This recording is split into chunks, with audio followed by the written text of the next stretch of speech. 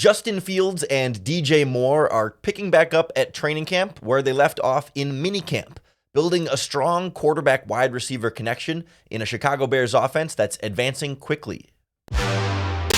You are Locked On Bears, your daily Chicago Bears podcast. Part of the Locked On Podcast Network, your team every day.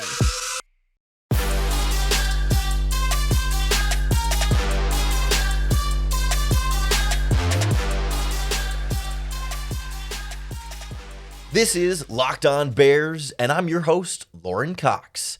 I'm here to bring you your daily, in-depth Chicago Bears news and analysis. You can follow me on Twitter at CoxSports1. You can follow the podcast on Twitter at Locked On Bears. You can like Locked On Bears on Facebook. Join the Locked On Bears Facebook group for even more Bears talk. And make sure you hit that subscribe button on the Locked On Bears YouTube channel to keep up with all of our video podcasts as well.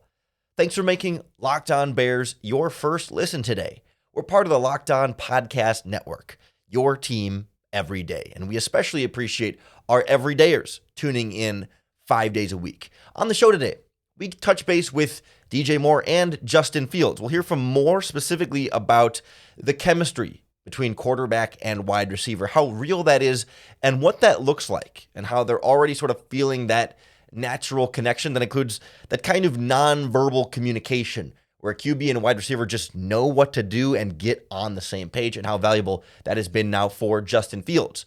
We'll also hear from offensive coordinator Luke Getsy about some of the advancements that they're making in this offense, going really from 101 to 201, if you will, and when it comes to cadences and some other more intricacies of the offense that you can start to sprinkle in some extras, get a little fancy, and have more fun with it once they're more comfortable.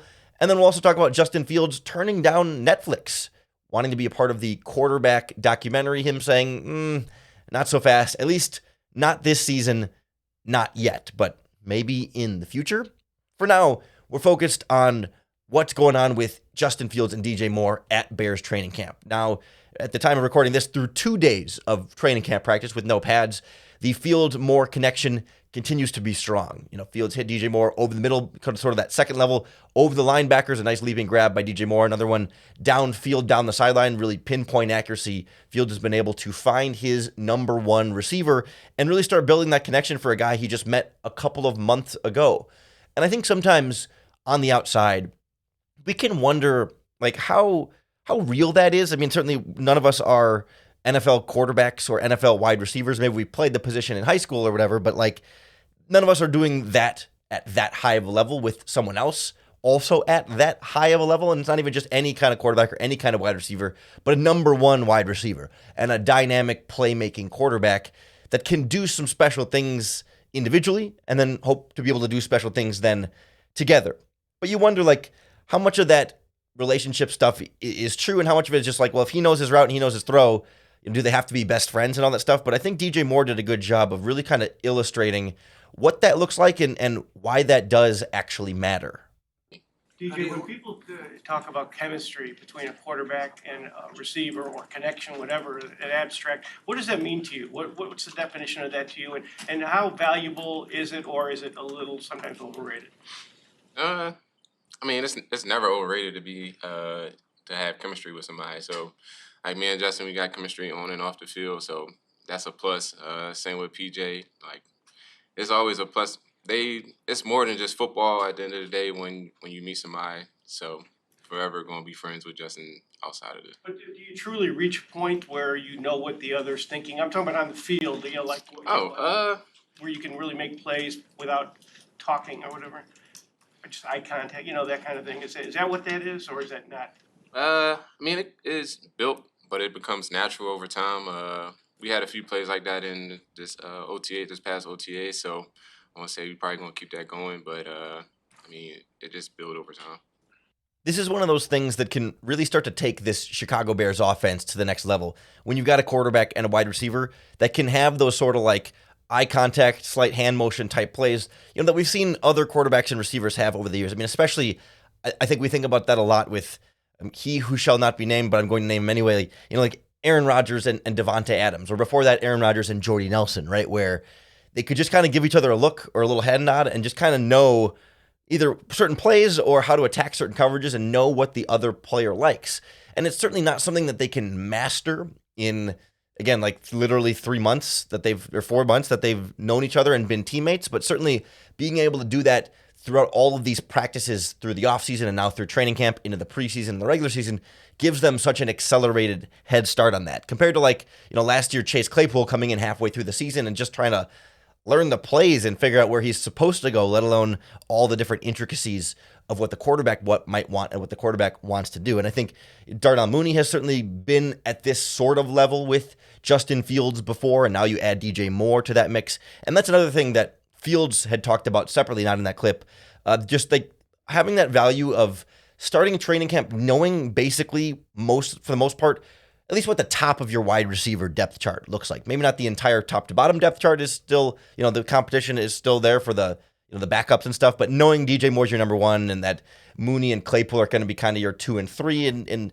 have more defined roles as opposed to last season when, they're rotating what it felt like 8 different guys in there with the starters between Byron Pringle when he was healthy and Equanimeous St. Brown and Dante Pettis and N'Keal Harry and all those different guys trying to figure out who the starters would be. So Fields is throwing to a wider variety of guys and not getting nearly as much direct, one-on-one reps or one-on-one time throwing to the same players over and over and over again to really build out that muscle memory and have it not be something you have to think about, but can just play faster and loose, especially as the offense as a whole gets more comfortable and gets more familiar and just gets faster as everyone has repped these plays more and more. Even if DJ Moore hasn't been around for the 2 seasons of them, Fields has, and offensive coordinator Luke Getsy has taken notice as well. And we'll hear from him on where he's seeing the acceleration in this offense and how things are a little bit different this year compared to last year, next on Locked On Bears.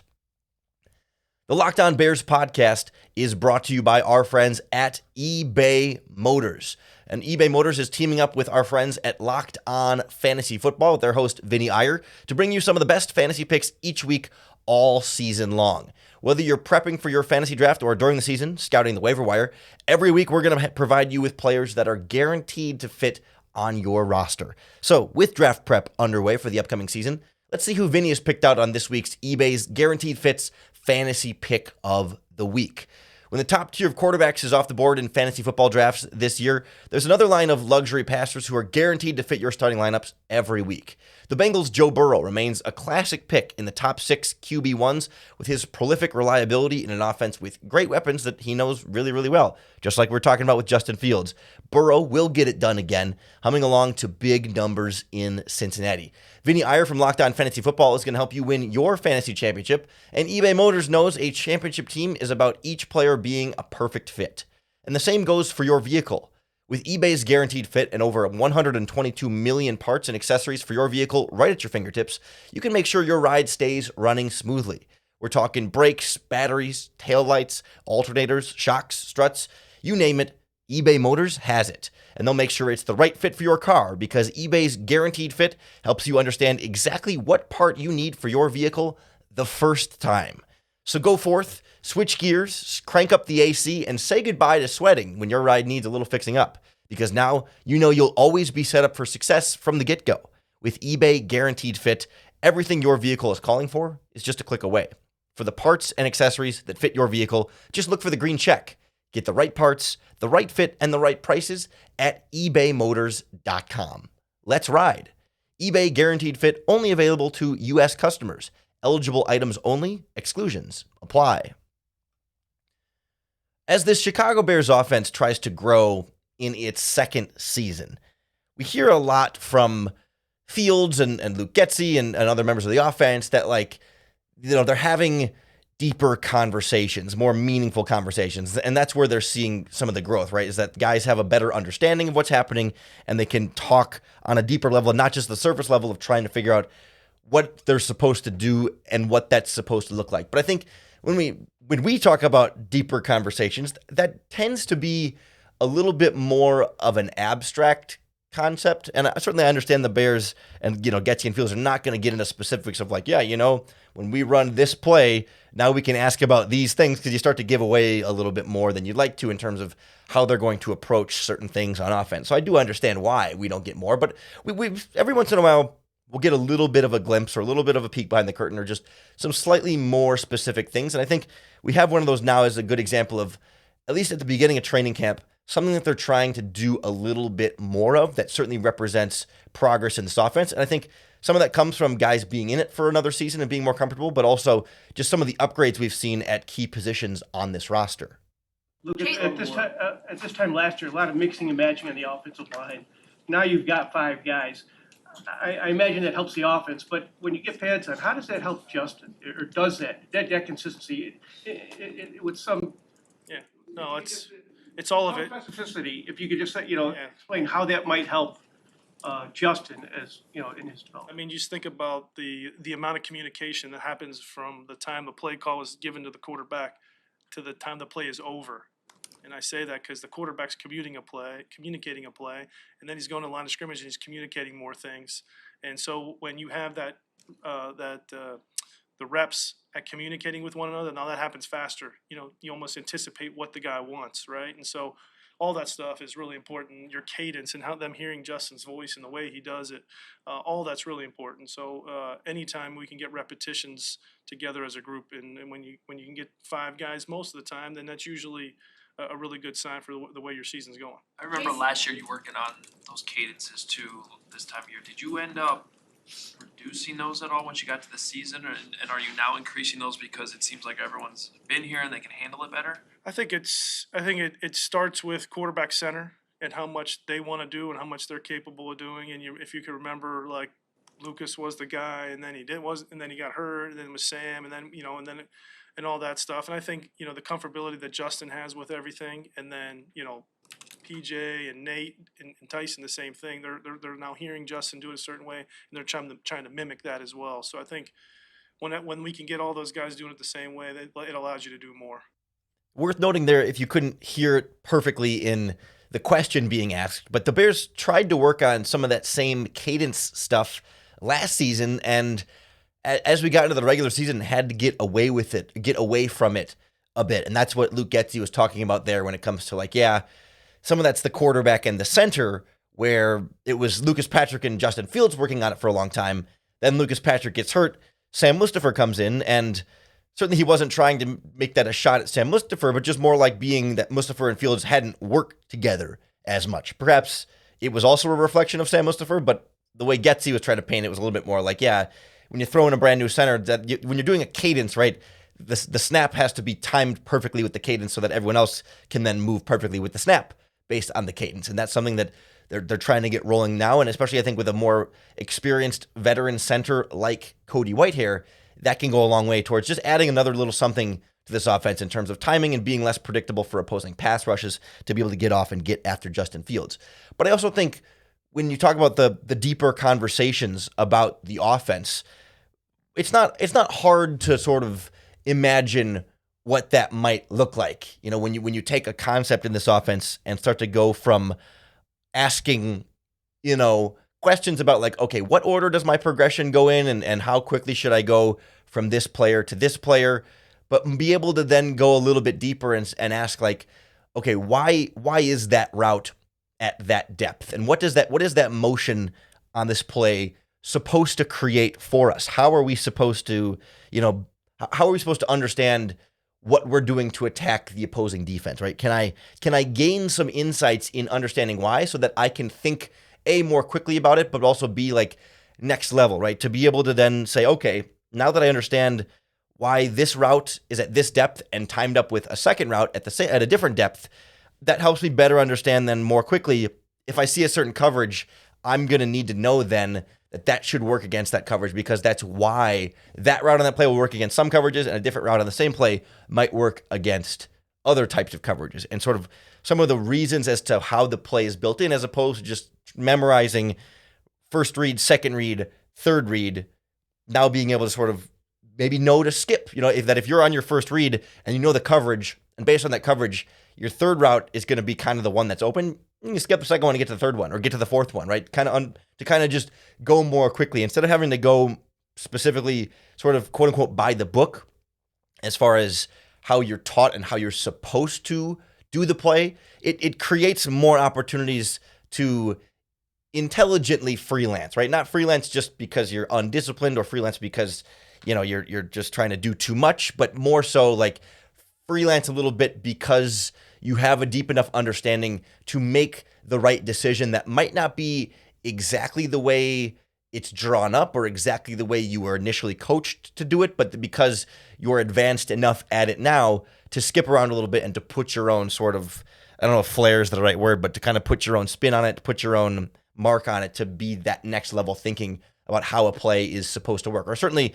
when plays break down a little bit, to be able to adjust and understand why things are supposed to be where they are, and then be able to trust then that it's going to work out because you understand the reason behind the play and not just the what of the play, but really how it's supposed to work and why it works the way that it does. And I think it just builds some of that trust between quarterback and playmaker. And as you get more comfortable in the offense too, you just get more confident in your ability to execute it because now you've done it hundreds of times instead of maybe dozens of times as you did entering last season. So it's going to be exciting to see how these things start to matriculate and take shape and really grow throughout training camp, the preseason, and into the regular season. Unfortunately, we won't have cameras following Justin Fields closely throughout that entire process. We almost did, or we certainly could have, but it was Justin Fields, not specifically the Chicago Bears, who said no to Netflix. We'll hear Justin Fields' explanation as to what was offered and why he turned it down, and we'll look at what that would have looked like, what we might be missing out on, and why, in the end, probably not too big of a deal either way. Next on Locked On Bears. I actually haven't had a chance yet to watch the quarterback show on Netflix called Quarterback. I believe it's either called QB or Quarterback, where during this past football season, a Netflix documentary type crew followed around the likes of Patrick Mahomes, and I think, was it Josh Allen or Joe Burrow? A few quarterbacks, but I know Patrick Mahomes for sure last season, and gave some great behind-the-scenes intel. Like they were mic'd up for a lot of the season, and it gave you some mic'd up sound for in season. And I should correct myself. It was Patrick Mahomes, Kirk Cousins, and Marcus Mariota were the first quarterbacks. I believe this season they're looking at Josh Allen, and I believe Joe Burrow is also one of them potentially in there. But they did also ask Justin Fields if he wanted to be a part of this group and have, again, like cameras following him around through practice, through the regular season, miking him up. Obviously, much like Hard Knocks and other mic'd up programs, not giving away trade secrets by any means, edited to include the personality and the fun stuff. I think there was a quote from Patrick Mahomes using some colorful language. I don't remember which player he was talking trash to, but he told them that you woke up the wrong MFer. And it was a clip that just had not been out yet. And it was really cool to kind of see some of the players' personalities on the field because he goes on and he had taken a hard sack or a hard hit from a pass rusher and it's like, you just woke up the wrong MFer, and they're going out there and he goes out there and scores a couple touchdowns and has a big game after that moment. It's really cool access to the players. And Justin Fields was approached by Netflix and just said, you know what, not for me, at least not yet this year. Yeah, I watched it. It was kind of cool, seeing everybody's different backgrounds and kind of see how they prepared. So just cool seeing, also their personal lives and how they, balance life and football. But they actually did reach out, and I don't think I want to do it just because, I just rather keep everything the way it is around here. I think, just having cameras around the building, I think that might change the vibe of, everyone, and just want to keep it, natural, organic, and really just focus on what's going on in the building. So, maybe down the road, but I don't think I see myself doing it this year at least. Did you discuss it with the Bears before making that decision, or was it just kind of? Nah, not really. I kind of already knew it would kind of just change the vibe. So it's worth noting that before Justin Fields had revealed that in his press conference, immediately before that, Ryan Poles had been asked, just hypothetically, not knowing that it has actually happened, what if Netflix had come and wanted to do that about Justin Fields? And the Bears have been pretty clear they're not crazy about Hard Knocks in general, and Poles reiterated some of that, and he kind of said that he understands that, it's cool for the fans to have access. They do want to provide some of that, but he also kind of described it as, this team feels like a family, and we want to be like a family in here, and that we like to keep family stuff private. You wouldn't want cameras in your home. He even said in your bathrooms, which I don't think is part of the Netflix series. But, you wouldn't want cameras necessarily in your home following you around all the time. And we're kind of a family in here, and we like to kind of keep some of that privacy so guys can really feel comfortable and be themselves and not feel like they're always being watched or recorded and have what they're said, could be misconstrued or used in some way that was not intended to. So even if Justin Fields had wanted to, the Chicago Bears probably would have said no. I mean, Fields said he never approached the Bears about it, and I don't know exactly how the rules are there. I'm assuming even if Fields says yes, the Bears have final say on that. And certainly, I think he would talk to his coaches and GM and maybe just, even if the Bears don't have final say on that, maybe he would just agree that, yeah, okay, you guys are right. But still, Fields on his own saying, no, I don't want to mess up the vibe this year. I think things feel special in this locker room right now, and I don't want to make it all about him. He's been a part of the show when he was in high school, having the cameras around and being followed like that. So he kind of knows what goes into it.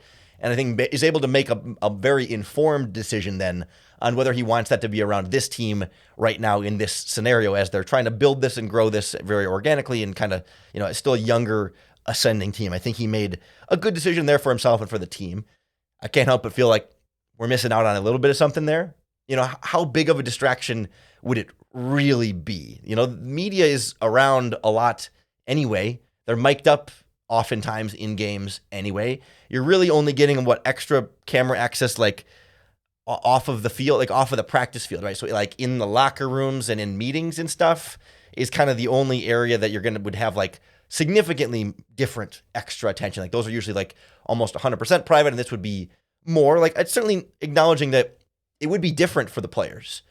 But is it would that be the reason why they lose games versus win games? Oh, if those cameras hadn't been there, they're going to lose games because they're just so distracted by the camera. Fields even said he's kind of used to that from that time when he was on the show in high school, where you just learn that the cameras are around and you kind of learn to ignore them and kind of learn to just go about your day. And I feel like if this were the case with the Bears this season, he would learn and the team would learn. And by week one, if the cameras had been there through training camp or whatever, by week one, I don't think it would be any kind of disruption or that big of a deal. Maybe slightly, but again, doesn't feel like enough to really cause problems. There hasn't been any sort of evidence to suggest that teams that are on these documentary shows, whether it's I think Amazon Prime did one, and of course there's Hard Knocks, and there's now a quarterback show. It didn't stop Patrick Mahomes and the Chiefs from winning the Super Bowl last year. The fact that Mahomes was on that show, and Kirk Cousins and the Vikings went 13-4 last season.